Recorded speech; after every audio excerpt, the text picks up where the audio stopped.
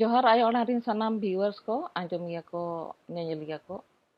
ᱟᱹᱰᱤ ᱫᱤन ᱯᱚᱨᱮ ᱛᱮᱦᱮᱧ ᱵᱷᱤᱰᱤᱭᱳ ᱟᱨᱦᱚᱸ ᱢᱤᱫ ᱫᱷᱟᱣ ᱤᱧ ᱵᱮᱱᱟᱣᱮᱫ ᱛᱟᱵᱚᱱᱟ ᱱᱚᱣᱟ ᱢᱤᱫᱴᱟᱝ ᱴᱚᱯᱤᱠ ᱤᱧ ᱞᱟᱹᱭ ᱟᱯᱮ ᱞᱟᱹᱜᱤᱫᱚᱜ ᱱᱟᱦᱟᱜ ᱡᱟᱦᱟᱸ ᱫᱚᱵᱚᱱ ᱢᱮᱱᱮᱜᱼᱟ ᱠᱚᱱᱴᱨᱟᱥᱮᱯᱴᱤভ ᱵᱚᱱ ᱢᱮᱱᱮᱜᱼᱟ ᱵᱚᱱ ᱱᱟᱦᱟᱜ ᱠᱚᱱᱴᱨᱟᱥᱮᱯᱴᱤভ ᱫᱚ ᱦᱩᱭᱩᱜ ᱠᱟᱱᱟ ᱯᱨᱮᱜᱱᱮᱱᱥᱤ ᱡᱟᱦᱟᱸ ᱵᱚᱱ ᱨᱩᱠᱟᱹ ᱫᱚᱦᱚᱭᱟ अनचाहे प्रेगनेंसी माने जहाँ बां दो सानायत बोना गिद्र बां जाना सानायत बोना से बांखान फैमिली मेंबर बां बढ़ा सानायत बोना ओना रुका दोहो लगी ते चेलका को रुका दोहोया ओना विषय ते ना इन लय बोना ओका मेथड तो ओना को रुका दोहोया ओना दो हुयना कॉन्ट्रासेप्टिव नो ओना इन लय बोन काना फैमिली मेंबर आलो जस्ती आलबोन बढ़ामा जैसे फैमिली मेंबर में बढ़ा लेखान बोन इकोनॉमिकल कंडीशन रे अबवा असर पड़ा ओना साथे कुड़ी होपना हेल्थ रे अडिगान प्रॉब्लम हुआ हाना ना बेमार आजार नामिया ओना साथे गिद्रा हो हेल्थ माने खराब दाड़े जैसे कुड़ी होपना हेल्थ खराब लेन तायखान गिद्रा हो ना बेसकाते बाय केयर दाड़े हाया कुड़ी होपना हेल्थ चेतान रगे कुड़ी होपना स्वास्थ्य चेतान रगे ना ओड़ा ना जोता कंडीशन दो माने डिपेंड होकना या कुड़ी होपन बेस जुदी ताहेना एन खाय दो ना ओड़ा ना सारा प्रॉब्लम नेल दाड़ेया होड़ नेल दाड़े हाकुआ आजा फैमिली नेल दाड़ेया गिद्रा पिद्रा नेल दाड़े हाकुआ जोतवा चीज जोतवा जिनिस आज चेतान रे डिपेंड होकना ओनाते आजा प्रॉब्लम आलो हुयु तामा मेनते आर ओना ओना खातिर तेगे ना नोआ कॉन्ट्रासेप्टिव मेथड ना यूज हुयु कना फैमिली मेंबर आलो बढ़ा मा मेनते आदो अतु होड़ मा ओना को मा बाको बड़ाया नोआ को चेत जिनिस कना चेत लेकान व्यवहार हुयु ओना मा बाय बड़ाय कना ओनाते ना अनचाहे प्रेगनेंसी दो हुयु कान खातिर तेगे ना आदो जहां कोठेन गे बांग बड़ा होठेन गे आदो बांखाने ट्रीटमेंट होचो कना आदो ता लास्ट दो उनी दो प्रॉब्लम हो कना आदो मिबि धा दो नोका हुई कना गोज हको गोज बड़ा कान गया को मा तबे नोवा जहां कॉन्ट्रासेप्टिव मेथड विषय ते तेहनी लय पे कना अडी ध्यान ते आंजम ताबन पे आर निजरा हॉर्मोन चेता रे ओना अप्लाई ताबन पे मानम ते किछु मिटंग प्रॉब्लम दिए बन कना जहां जो इन गे ना इन हैंडल लगा मिटंग केस तो हुयु कना कुड़ी हपन दो उनी दो चिका के रुकावेन बाम बड़ा कति तेगे बारपे चांद ओना दो बढ़ाई दिन ता प्रेगनेंसी दो लास्ट दो चेले चिकया नोते फैमिली हम बढ़ा सनाय कना लास्ट दो उनी दो लाजा बोतर खातिर ते आजन पड़ोसी को से बांखान गाते को ठेन ओना बाय लई दहना अच्छा रुका दो होयंता मिद बार चांदो धबी मा जाय हम बाय लई दाड़े हादे एनखान बढ़ाई दिना लास्ट दो बाना होड़ किन डिसाइड किया जे बांगे चलो नोआ दो लय हचो से बांखान खराब हचो आनते अदो अकिन दो कंपनी डॉक्टर ठेन बान चलाव काते झोला छाव डॉक्टर से बांखान ये ठेन चला लेनखान दो नोआ ना उनी राने एमो आमेते एनखा ओंडे किन चलाना चला काते दो रान किन अगुवना किन एखै ओने ना रपुद एंताया आदो ओना ब्लीडिंग दो बांग रुका दो लेनता पूरा दो बांग चाबा लेनताया बांग उडुक चाबा लेनता खातिर तेगे उनी दो बार पे चांदो धबी उनी दो ब्लीडिंग हुई इदियनताया हुई इदियन खान बै बैते एनखान हड़मो रेना मायाम दो अंजेद इदियनताया जेखन अंजेद इदियनताया एनखा दो इन ठेन को अगु केदे खान दो इना तक लास्ट मोमेंट हुई कना नेले कनी उना सीरियस है केसटा एनखान तो इन दिन चिका केदे नुई लगन मिताय कना इन ठेन मा नोआ क्लिनिक रे मा नुना सुविधा मा बनु आन तिया बई हैंडल दाड़े हाया आपे दो हायर सेंटर सेनो पे जहां दो नुया तुरंत माने बेस भागी ट्रीटमेंट हुयु ताय बंचा दाड़े आय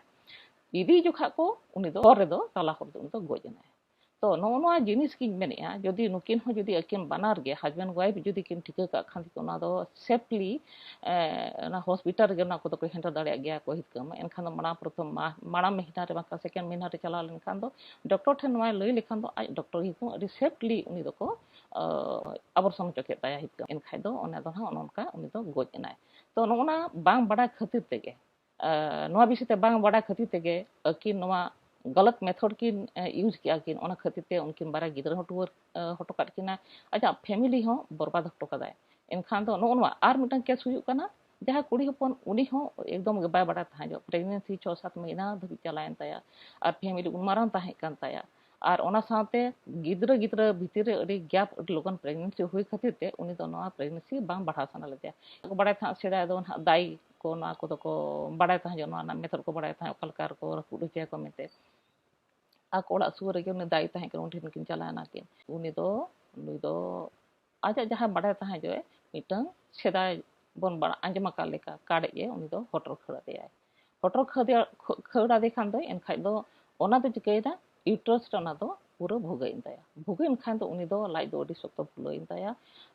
अडी जुरे प्रॉब्लम ना अडी जस्ती फीवर हुइन ताया अडी जस्ती सीरियस नाय ᱟᱹᱰᱤᱜᱟन ᱵᱞᱤᱰᱤᱝ ᱦᱩᱭᱮᱱ ᱛᱟᱭᱟ ᱤᱧ ᱴᱷᱮᱱ ᱞᱟᱥᱴ ᱢᱳᱢᱮᱱᱴ ᱠᱚ ᱟᱹᱜᱩ ᱠᱟᱛᱮ ᱡᱟᱦᱟᱸ ᱛᱤᱱ ᱨᱮᱫᱚ ᱩᱱᱤ ᱵᱮᱦᱚᱥ ᱚᱵᱚᱥᱛᱷᱟ ᱨᱮ ᱢᱮᱱᱟᱭᱟ ᱤᱧ ᱴᱷᱮᱱ ᱦᱮᱡ ᱠᱟᱛᱮ ᱠᱚ ᱥᱮᱴᱮᱨ ᱠᱮᱫᱮᱭᱟ ᱠᱚ ᱡᱟᱦᱟᱸ ᱤᱧ ᱚᱱᱟ ᱥᱟᱯᱳᱨᱴᱤভ ᱴᱨᱤᱴᱢᱮন্ট ᱮᱢ ᱛᱮᱜᱮ ᱩᱱᱤᱭᱟᱜ ᱡᱤᱵᱚᱱ ᱫᱚ ᱪᱟᱞᱟᱣᱮᱱ ᱛᱟᱭᱟ ᱛᱚ ᱱᱚᱜᱼᱚᱱᱟ ᱠᱟᱛᱷᱟ ᱜᱤᱧ ᱢᱮᱱᱮᱫᱼᱟ ᱡᱟᱦᱟᱸᱭ ᱦᱚᱲ ko bang badai khatir tege galat rasta ko chalak kan teko akwa जीवन को नष्टयेद ताकवा ओनाते नोआ विषय ते जो बाडा हचो लगित ते आपे को तला रिंग नोआ डिस्कस या कॉन्ट्रासेप्टिव मेथड दो चेद काना आर चेद लेका यूज हुयुग काना चेद लेका व्यवहार हुयुग काना ओना विषय ते लय आबोन काना ओना कॉन्ट्रासेप्टिव मेथड बार प्रकार मेना मिटन दो टेम्पररी कॉन्ट्रासेप्टिव काना आर मिटन हुयुग काना परमानेंट कॉन्ट्रासेप्टिव रे दो नोआ दो हुयुग काना लाइगेशन हुयुग काना जहां की ओना ट्यूब ना बन गेदिया यूट्रस ना बना पाहटा रे जहां ट्यूब मेना जहां सेते कुड़ी हपना इते हिजुआ ओना गे ओना दो गेट खंडिका काना एनखान गे इते बा हेलेन खान गे नोआ कोड़ा इते सला तो उनकी बाकी ᱧᱟᱯᱟᱢ दाड़िया बाकी ᱧᱟᱯᱟᱢ लेन खान गे ओना दो ना गिद्रा बाय रुको दो और कोड़ा हपना हो नोआ इये रे दो परमानेंट हेसेक्टोमी जहां हुयुग काना परमानेंट मेथड जहां ओना दो उनका गे कोड़ा हपना बारिया ट्यूब तहना जहां सेते कोड़ा हपना इते हिजुग आको आदो ओना गे गेट खंडी लेखा गे ओना मा एनखान दो आलादा आलादा हुई लेन खान ओनकाते बाको पारम दाड़िया कोड़ा इते को बांग पारम लेन खान गे कुड़ी इते सला बाकी ᱧᱟᱯᱟᱢ ᱞᱮᱱ ᱠᱷᱟᱱ ᱜᱮ ᱜᱤᱫᱽᱨᱟᱹ ᱵᱟᱠᱚ ᱡᱟᱱᱟᱢᱚᱜᱼᱟ ᱛᱚ ᱱᱚᱣᱟ ᱫᱚ ᱯᱟᱨᱢᱟᱱᱮᱱᱴ ᱢᱮᱛᱷᱚᱰ ᱤᱧ ᱞᱟᱹᱭᱟᱫ ᱯᱮᱭᱟ टेम्पररी मेथड रे अड़ी प्रकार हिजुआ तीन गान तो मेना स्पर्मिसाइडल सब्सटेंस मेना ओना को दोन हा बन मेनिया बन नोआ को क्रीम को फोम टैबलेट को जेली को एमान को जहां नोआ को ना यूज हुयुग कना आदो ओना को अच्छा नोआ इये माना रे जा डॉक्टर कोठेन खन बेस लेका बन ठिका दाड़े माबन बाड़ाय ᱧᱟᱢ माबन चास नोआ को दो निजे निजे ते दो बांग यूज दरकार कना चास अडी कान हर दो चलो दुकान रे रान दुकान रे ᱧᱟᱢᱚᱜ कना ओंडे खे बन अगु काते बन व्यवहारा ओना खातिर ते को अगुया को आको व्यवहार जों कना को आदो को खराबो कना को जतो हड़मो रे दो ना जतो प्रकार कॉन्ट्रासेप्टिव हो बाय सूटा ओनाते नोआ को व्यवहार माना रे दो अब डॉक्टर कोठेन बन बाडा ᱧᱟᱢ माबन एडवाइस बन हता मा जे ओकार ना व्यवहार ओका लेकाना मेनते तो ओना गे नोआ को जहां नितु मेन के ना स्पर्मिसाइडल सब्सटेंस ना जहां मेन के फोम टैबलेट हुयु या जेली हुयु या क्रीम हुयु नोना को दो हुयु कना कुड़ी हपन अकिन हकिन ᱧᱟᱯᱟᱢ माना रे दो कुड़ी हपन उनी दो आजे लगा जों माय लगाव लेखा गे एनखान दो कोड़ा हपना जहां स्पर्म को चला कोड़ा हपना इते जहां को चला उनको तो को गुजु आको जैसे ओना फोम टैबलेट रे बाखान क्रीम रे जेली करे ओना करे ना को ताहेना को उनको गोज को सब्सटेंस ताहेना उनको तो को गुजुआ एनखान गे उनको तो चेतान से पाक राकाबा नोना को दो हुयु कना अडी इजीली मेथड कना कुड़ी पोंद इजीली को ठिका दाड़िया और किछु किछु मेना सर्वाइकल डायफ्राम जहां मेना ओना दो ना ओना ना व्यवहार तो ना कुड़ी कोना बाको बडाई ओना ते डॉक्टर ठेन खन होना मा बडाई को गे दरकार कना आज कुली लेना नोआ ना व्यवहार ओका लेका नोआ दो हुयु कना ᱧᱟᱯᱟᱢ माना रे कुड़ी हपन उनी आज आजा योनी भितिर रे माने राजा जो हर भितिर ओंदे लगाव माय लगा लेखान तो ओना सर्वाइकल डायफ्राम रे दो स्पर्मिसाइडल मिटन एजेंट मेना को ओना रे को ताहे को आगो आदो अकि ᱧᱟᱯᱟᱢ हुई काते इके ओना सर्वाइकल डायफ्राम दो 8 घंटा 10 घंटा धरि ओंदे ताहेन मा चेदा से उनको जहां कोड़ा कोन रेन कोड़ा इते को चला को आको उनको को गुजु आको गोज लेन खान गे को चितान से उनको बाको चला दाड़े कुड़िया इते सला बा ᱧᱟᱯᱟम दाड़े और तीन गान मेना नेचुरल मेथड मेना जहां नेचुरल मेथड दो तीन गान दो हुयु कना नोना अब्सटिनेंस हुयु कना टोटल अब्सटिनेंस हुयु कना आर हुयु कना कोयटस इंटरप्टस हुयु कना आर हुयु कना डाल्चिन हुयु कना आर मिटन हुयु कना लैक्टेशनल एमिनोरिया नोआ कोना मिमिटन ते जहां लयपे कना ओना दो हुयु कना जहां टोटल अब्सटिनेंस जहां मेता पे कना ओना दो हुयु कना ओवुलेशन पीरियड बन एवॉइडा ओवुलेशन पीरियड दो माना हो नोआ माना रे आट पूरा टॉपिक रे लय का पे ओवुलेशन दो ओका लका हुयुआ माने आर मिथिंग रिपीट या एन हो आंजम ताबन पे नोआ दो हुयु कना कुड़ी हपना जहां तीन दिन रे पीरियड हुयु कान ताया मान लो जहां कुड़ी हपना हुयु कना 28 दिन रे